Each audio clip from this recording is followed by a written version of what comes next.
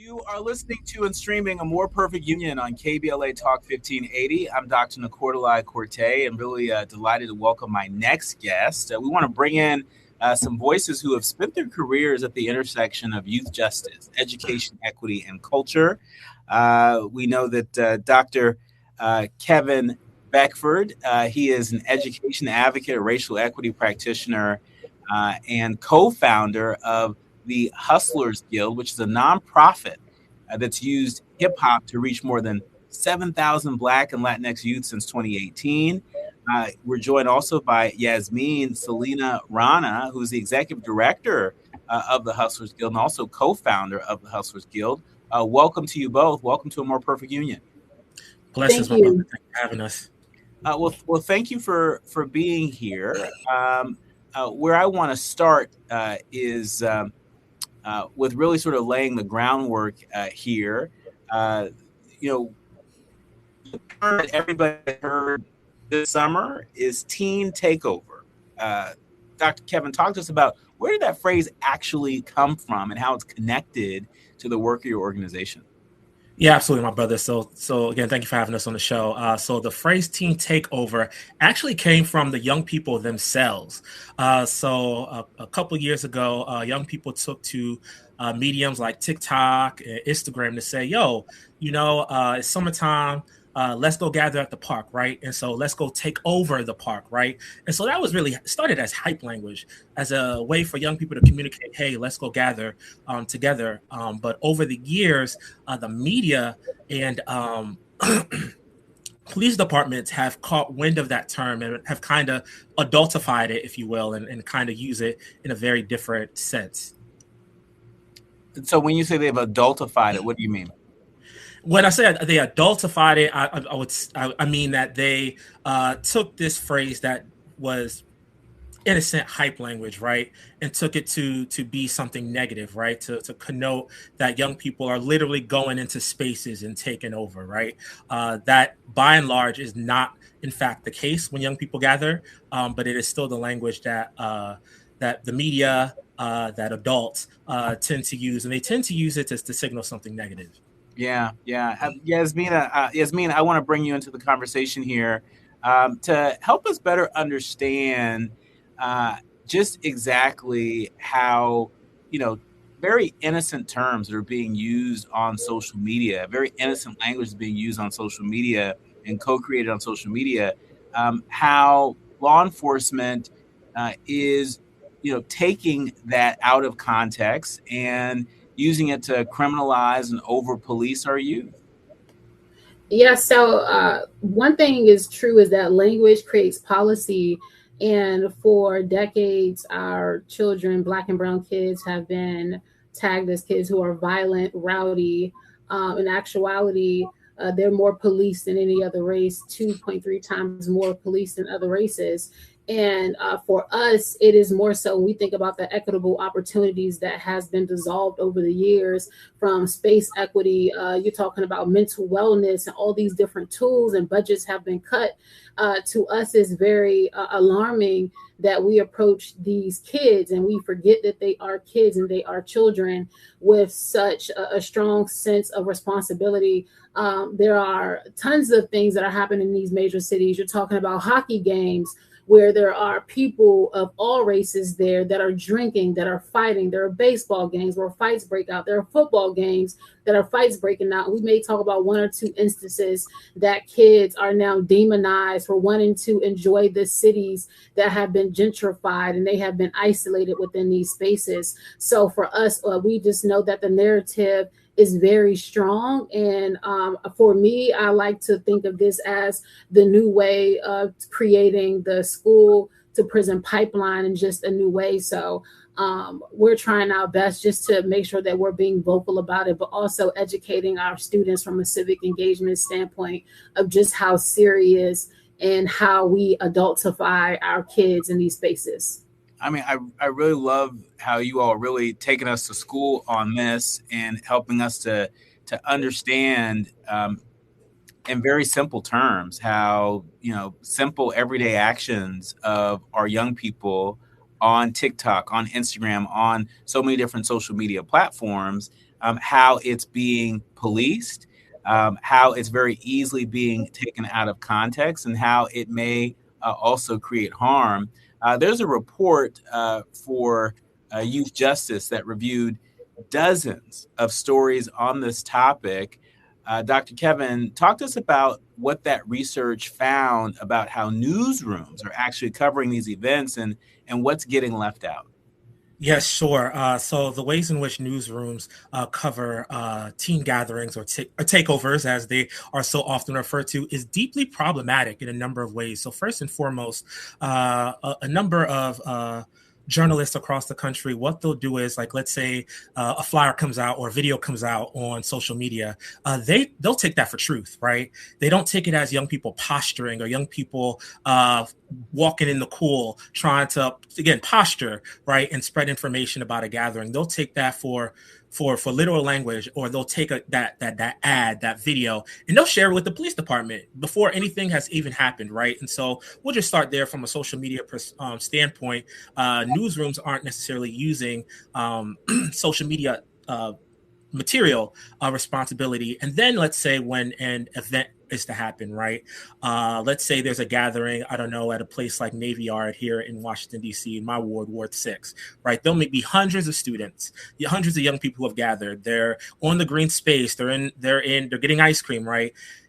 No incidents. Let's say a fight breaks out. And that's pretty standard, like, right? Like, think about when we were coming up. Whenever hundreds of people would gather, as Yasmin kind of hinted at, like hockey games, there's always a fight, right? But nobody would ever say like, oh, like that brawl, like those, they was crazy at the hockey game. No. But they'll say it when there's 3 kids out of 500 fighting, right? And the news media, what they'll do is they'll take that one incident and they'll use that to tell a whole different story. And we can, talk about, the types of language that they use when they report these stories, or the fact that they may even show faces, right? Mind you, these are young people, right? And let's say there's an incident, they may show faces, they may compromise the likeness of a young person, and it's deeply problematic. And in short, the ways in which the media displays and reports on these gatherings is that deep schism, and they never really cover the realities, like, right, of like the fact that third spaces are disappearing, right, or that after school programs are disappearing, or they never really talk about the systemic stuff that comes into play as far as, let's say, a gathering is to occur and there's an incident. No, I really appreciate you taking the time to lay that out for us. And I want to stick with this media piece for a second, because I always like to say no data, no justice, right? And I want to talk about what the data versus fear gap is here, and what do we actually know, Yasmin? What do we actually know about who's showing up to these gatherings and why versus what the coverage implies? So when you talk about data, I think that is extremely important, not only from the aspect of these teen takeovers, but just teen engagement in general. The way I like to look at it is, if there are 500 kids that show up, just if it's off of a guesstimate of the policing that they take a view of it, I look at it as that is 500 kids that want to be engaged in community. Those are 500 students that are showing up, that need and want something do outside of their ward. They're traveling away from their communities. They're coming up in community and want to show up for each other in recreation. So it's not, to me, necessarily as far as the correct amount of number. When I look at a large gathering of students from all over DC coming together for recreational purposes, I look at it as these are kids that want community. This is like, and hear the mayor and council members talking about how amazing their city is, and they're just showing up to do so. I want to talk about the incidents that happen. Like Kevin said, like when you have large gatherings of people, there may be 1 or 2 incidents, but it wasn't like it was 500 incidents and 1 or 2 people that were just not participating. There's 500 kids that are going to prime locations within DC, and they're now being as if they should not belong there. Like, this is their city. You cannot participate. We don't want you on this part of town. And there are a ton of organizations that teach them about exposure, about leaving their neighborhoods in the moment that they do. They're now criminalized, and wanted posters are up like, do not come down here, or your parents will be fined or sentenced to jail time. Oh, wow. I mean, this is an issue that we are not talking about nearly enough. And I'm so glad that we have the both of you here to help break it down for us. When we come forward, I want to talk about the work that you're doing with the Center for Just Journalism on this, and what that partnership is allowing for you all to do, and also how you are working to get the attention of particularly Black and Brown policymakers on your work. You are listening to and streaming a More Perfect Union on KBLA Talk 1580. More with Dr. Kevin Beckford and Yasmin Samina when we come forward. You are listening to and streaming a More Perfect Union on KBLA Talk 1580. I'm Dr. Nii-Quartelai, and I'm really enjoying learning so much about this issue that I don't think our headlines have captured well enough. I'm delighted to be in conversation with Dr. Kevin Fitz Beckford, as well as the one and only Yasmin Samina, the co-founders of an organization that, if you haven't heard about them, you need to Google them and find a way to support them. It's called the Hustlers Guild. It's a nonprofit that's used hip hop to reach more than 7,000 Black and Latinx youth since 2018. They are not playing around. And they are educating us on this issue that you may not have even known that much about. This whole teen takeover on social media. They're unpacking what that really means, and some of the real life harm that can come from misunderstanding about what this teen takeover, so-called teen takeover, is all about. Before the break, I was asking about your partnership with the Center for Just Journalism. Yasmin, talk to us about what you're doing with the Center for Just Journalism and what you're hoping that partnership does to change how this story gets told. Yes, with the center, we're working with them as far as making sure that the story is getting told to right outlets, as far as organizations that are doing the work, not only in DC, but other of our counterparts nationwide, which is extremely important as we are boots on the ground. So I like to look at it as rewriting the more positive, direct narrative of what's happening, making sure that outlets and journalists understand and know the actual people, and that can tell a story outside of a myth, or I say playing telephone, but actually get the experts who are on the ground working day to day with a lot of these students and families there. So that essentially what the partnership is looking like, is we're putting pretty much what we do on the front table and say, like, hey, this narrative is very damaging to our youth and our communities that we're working with. This is what is actually happening. These are people that are actually doing the work that is here. And these are some obstacles that have been here for generations for people. And right now we're just seeing results of thoughtless policies that have failed communities for years. Yeah. And we know, speaking of policy, we know that the Congressional Black Caucus will hold their annual legislative conference coming up. I think we're about a month out from the CBC. Dr. Kevin, talk to us about how you're hoping to work with Black policymakers specifically in this conversation. What does it matter? And talks about why it matters, who's at the table when narratives like this get built.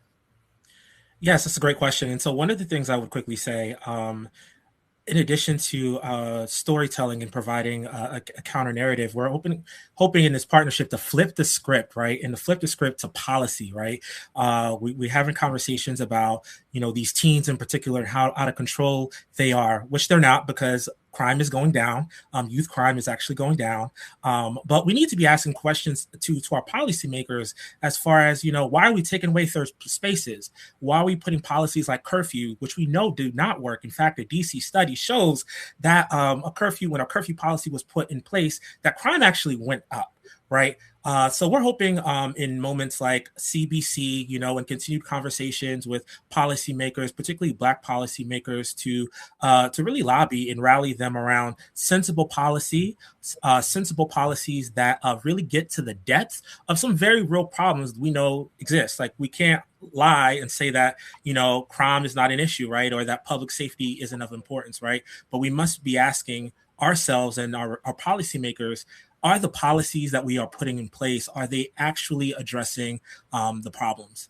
And we love examples. We love good examples on the show. And Yasmeen, I've got to ask you about the connection between narrative and policy. Our friend Nicole Hannah-Jones, who runs the Center for Journalism and Democracy at Howard University. I've heard her say, I'm sure you might have heard her say before, she talks a lot about how narrative drives policy.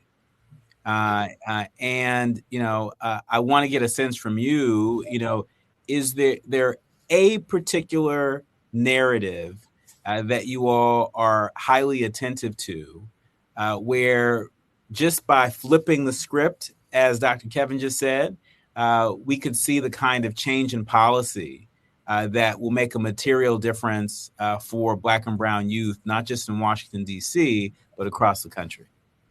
Of course. So when we talk about flipping the script, we're talking about stop making headlines and reporting stories on punishment. Like, now is the reaction to everything. And it's always punishment, is law enforcement, is heavy policing. We want to flip this into preventative measures. What can we do from a preventative standpoint and investment wise? How did we get here? Why did we get here? What were some of those obstacles that led us to this result that we now digest youth as being violent, angry, and chaotic?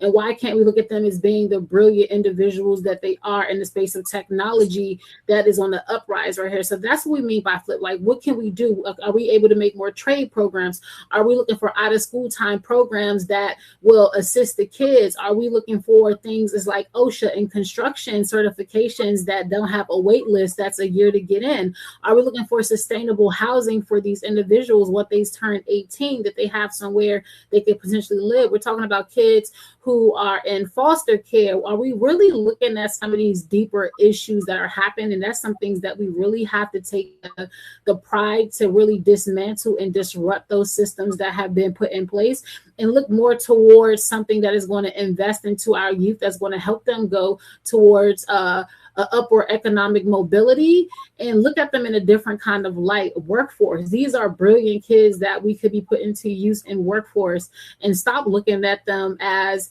and label them as something, and then that feeds into someone mental when you constantly tell them they're angry. Maybe they're gonna think, well, maybe I am angry, maybe I am chaotic, maybe I should act the way that you think. So that's the things that we're trying to do as far as like understanding. And when it comes to makers, we just want to be able to educate them as well-rounded as we can, especially being from these neighborhoods and being from the Washington, D.C. area for generations. I just want to make sure that they're well-equipped with information to understand who exactly that they are dealing with. A lot of policymakers are out of touch. A lot of them forgot what it was like growing up, and we just kind of want to be gentle reminders to give some grace, but also to understand that we need to look towards prevention and not punishment.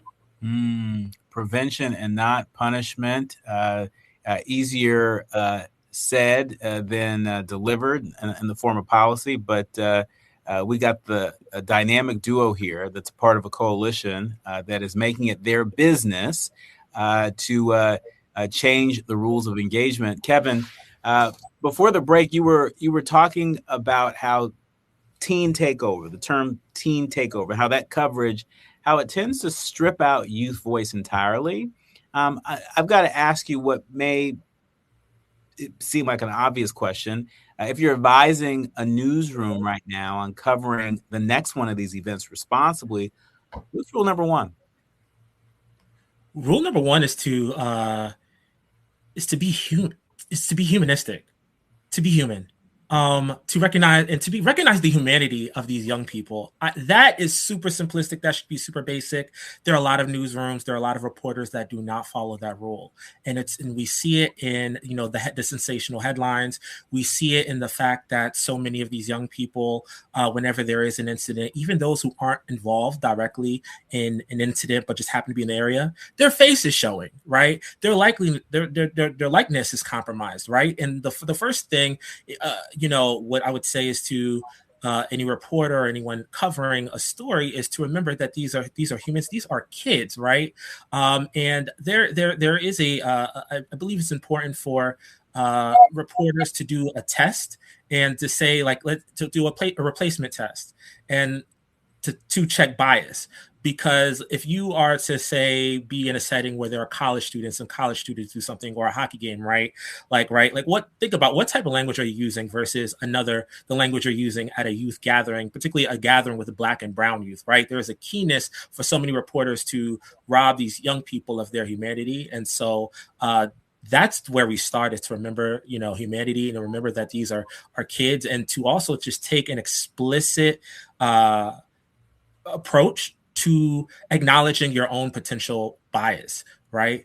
And consequently, what that will result in, results in you asking questions, that would result in you, asking, these are basic things, but you'd be surprised, to ask hey, can I get your parent to sign off, if they are covering a story, or, hey, if a young person says, I don't feel comfortable using my name, but I would like to provide a quote, actually honoring that request, right? And so it really just starts with humanity. It starts with humanity. That's rule number one. Yasmin, rule number two? Integrity. I would just everyone has been a child. That's something that we all have been before. And the mistakes and the things that we do as children, children are ignorant to how their actions, things that they say they do, can be damaging them down the line. So have integrity when you're covering these things. Go in with a different eye. It could be about culture. It could be about experience. Just really look at why these kids are here.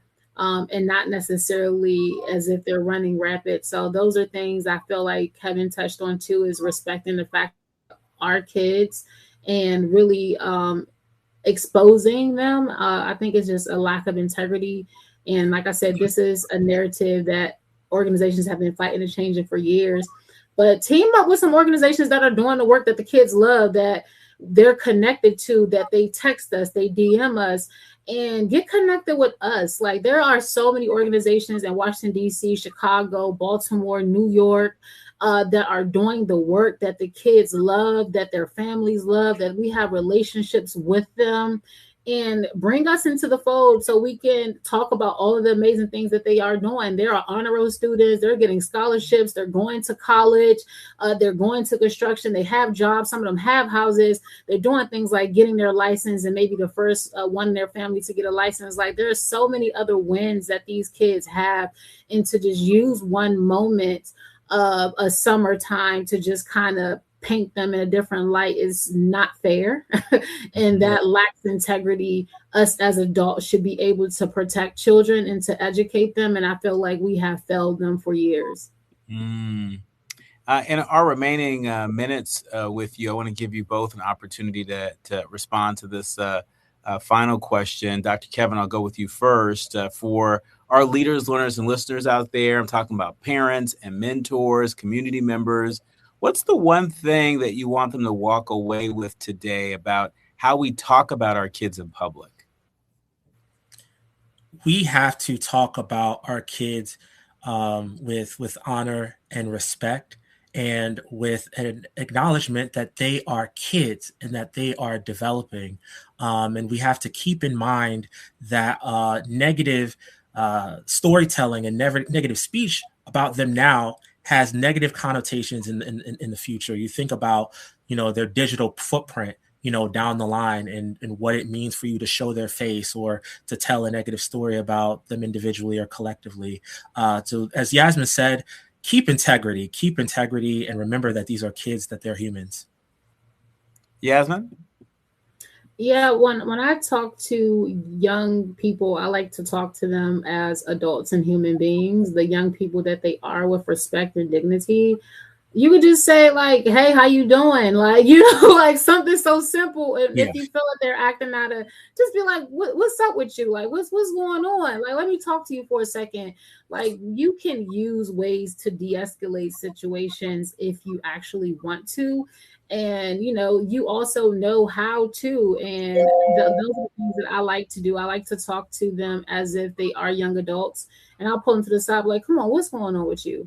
Or I think I know your mother. Like, what's happening right now? Like, and that goes back to like having the community and growing up and to trust people. Like, we are well educated to be in this space, and I also know that public safety is a major concern. Absolutely, but when you treat people in isolation, I just want to know, how do you expect them to react?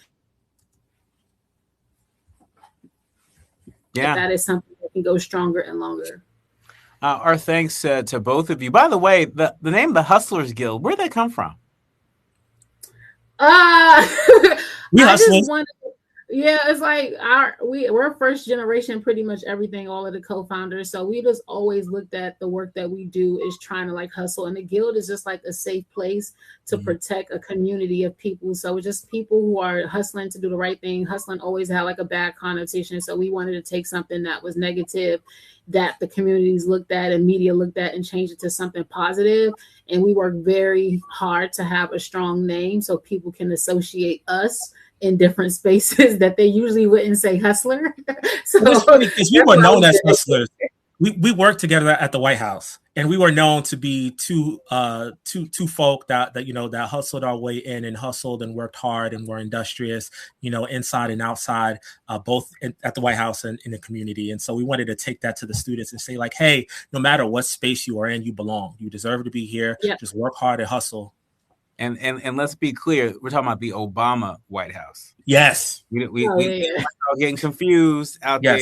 The Obama White House, because we don't know what's happening at this current White House. We do. My thanks to both of you for your work and your witness. Where can people go to follow and tap in and share information?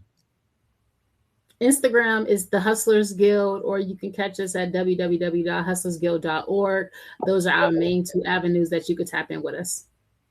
Our thanks to Dr. Kevin Fitz-Beckford and Yasmin Salina. They are the co-founders of the Hustlers Guild. Be sure to check them out. You are listening to and streaming A More Perfect Union on KBLA Talk 1580. The quiet part out loud when we come forward. Thank you. Thank you.